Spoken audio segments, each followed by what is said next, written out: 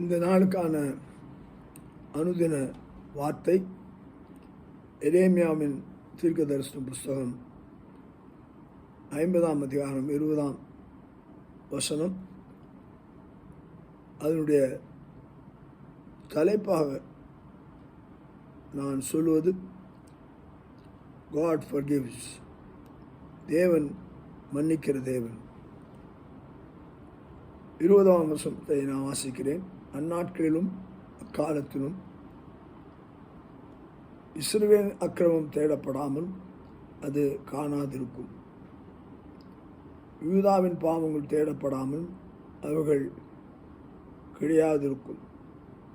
நான் மீதியாக வைக்கிறவர்களுக்கு மன்னிப்பேன் என்று கர்த்தர் சொல்லுகிறார்.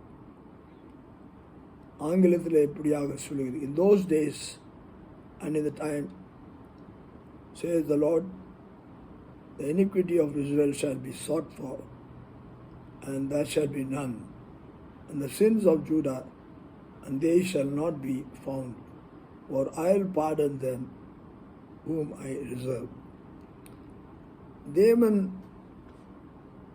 அவருடைய பிள்ளைகளுக்கு, தெரிந்து கொள்ளப்பட்ட பிள்ளைகளுக்கு,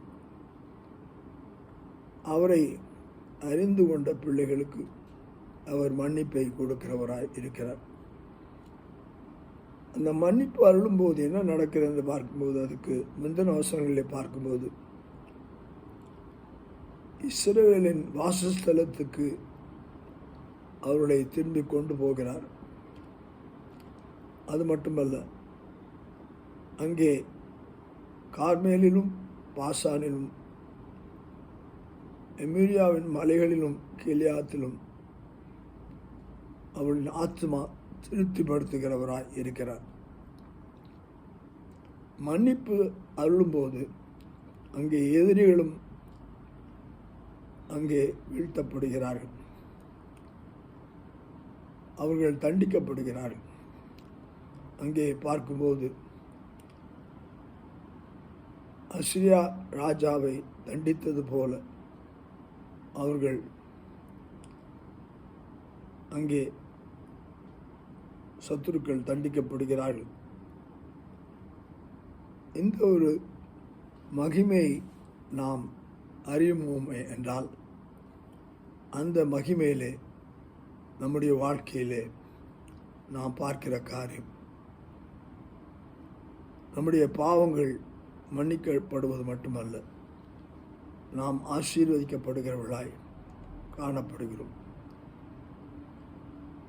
எவனுடைய பாவங்களை மன்னிக்கிறாரோ, எவனுடைய பாவங்களை எண்ணாதிருக்கிறாரோ அவன் பாக்கியவான் என்று சொல்லி சங்கீதக்காரன் சொல்கிறார். எவனுடைய பாவங்கள் மூடப்படுகிறதோ அவன் பாக்கியவான். இன்றைக்கு ஆண்டவர் நம்முடைய பாவங்களை மன்னித்து விட்டார்.